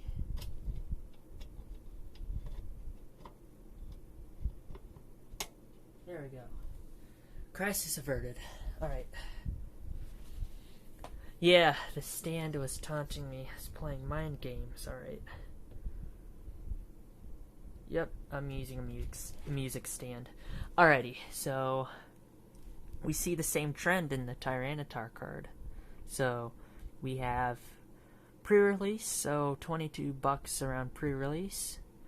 Rise in price a bit.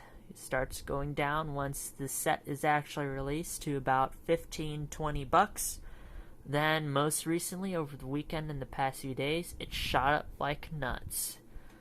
It's 44 listed median, market price 36. It used to be around 40, so it has dropped a bit. It's probably going to stabilize around like 20, 25-ish. Give it a few more days or even just a week, and then hopefully, as most of the other sets do, the prices stabilize and things start looking pretty good for people who want to collect it. Just a few of these secret rare illustration cards and whatnot. Yeah, there's the other Tyranitar. So many of them. Alright, let's go back to that set list. This is an interesting one. Let's go to the number. Let's go by number. So that's code card. You don't have to worry about that. Let me pull up something else that's interesting. They're all going to be down here. Alright, so following the channel, we actually pulled this Meowscarada, this one. I actually pulled it maybe like on release. Yeah, like on Saturday. Friday, release day Friday. Last Friday, as of making this video. So I traded it in, and at the time it was like 21. It was 21 for a near mint. I traded in for a price lower than that, of course, because at local card stores they take a bit. You know, it's only like 80% or 70% of the card's value when you trade into a local card store or anything like that. So I traded it in, and I pulled a booster bundle, so that's 6 booster packs. It was actually for like, I pulled it from those booster bundles. I used the GameStop Pro coupon on it. Then I traded this in. I probably should have held on to it, even though it's going down in price. I really like Meowscarada. I chose Skeledirge, but Meowscarada is my second choice. And it went up. Now it's kind of trickling down a little bit. It was around like 22 when I pulled it on Friday. So I traded it in for an ETB, and that's when I pulled the Wugtrio. So the Wugtrio is the Ruinous Treasure Pokemon. It's like a giant snail. That's a grass dark type, so this is it. Look at that. So I got this card on Saturday. It's going down. It's not looking pretty. So this is what a card is supposed to be doing. Usually, when the set is releasing and you see prices stabilize, because these illustration rares aren't supposed to be anywhere near like $20. There should be $15, $10 max, somewhere around there. But Wugtrio is following the trend that's been seen with cards, and it's expected to be seen with many of these cards going forwards to see their prices stabilize. So we have our price from, let's see, 3 months. Okay, so up here, pre-release, near release to release as well. June 2nd, that's very close to the release. Then we see this giant downhill drop in price to where it's only like $13. I got this one, it was about 17 on Saturday. Today's a Tuesday, so a few days have passed, it's now 14, so we're going to see it drop more. TrickyTimeTree, so yeah, foil card packs aren't they like $30 to $45 depending on the country or something? Yes and no. There are some exclusive Japanese packs, of course, from different sets in various years that weren't translated into products here in the US. And some of those older packs, I was mentioning, like heavy packs, light packs, especially in the vintage sets. A heavy pack meant a holofoil, and of course, this is a vintage pack. You're going to get a much rarer holofoil card. Those heavy packs, and those ones are going to probably be worth more. Yeah, you've got the right idea. Another card that everyone's talking about is, of course, Ino. This is the special illustration rare Ino. I've only seen one or two of them so far from people in the local area. So about $160, and we see this big dip to about 116. This one's funny because it was big in Japan too, and when this set released and near its release, so you can see it's really high, 171, drops all the way down to 116, then goes all the way up to 172 again. So it's probably going to stabilize around like 160, 140, something like that. I do not know for sure, but in general, again, the prices of the cards will decrease and then stabilize after a few weeks once they're released. The market hasn't stabilized yet. My friend I met today, Clayton, he completed these two energy cards. Thank you so much again for the help with the bulk in the decks, Clayton. Thank you so much, I really appreciated it. Alrighty. Copperaja, I used this one in the pre-release. Kept damaging my bench Pokemon with its attack though, so I lost because of that. I was down to one prize card. Of course, I used to like Pokemon stuff. Like I had a figurine of Pokemon. I see, yeah. I have some of those too. I have a Ho-Oh figurine somewhere. I don't know where it is though, but yeah, I used to have all those like little trinket Pokemon and stuff, the trinkets in them. Very cool stuff. This card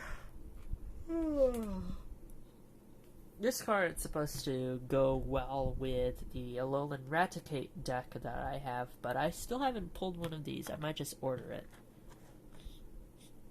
Because it's only $1, basically.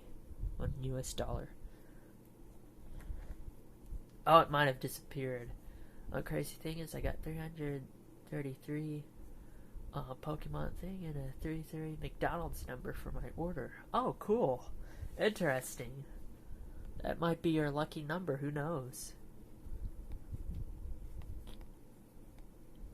This set, for some reason, they released 3 Tinkatinks.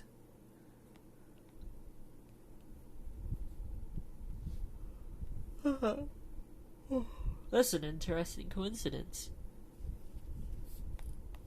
Yeah, and we could actually just look up set this to rate to the highest price. It's going to be at the bottom. It's probably the Ino. Yep, it's Ino followed by Magikarp, followed by Ino, followed by Chien-Pao. We could look at the Chien-Pao because it's actually going to work in tandem with that Excalibur in this deck. So Chien-Pao's ability was called the Trembling Frost in Japanese. Once during your turn, if this Pokemon is in the active spot, you may search your deck for up to 2 basic water energies, reveal them and put them into your hand. Then you would go into your Excalibur, attach it to your Pokemon. You could do a switch card on the Chien-Pao, bring another one out so you could use this ability again. Then Hail Blade. You may discard any amount of water energy from your Pokemon. This attack does 60 damage for each card you discarded in this way.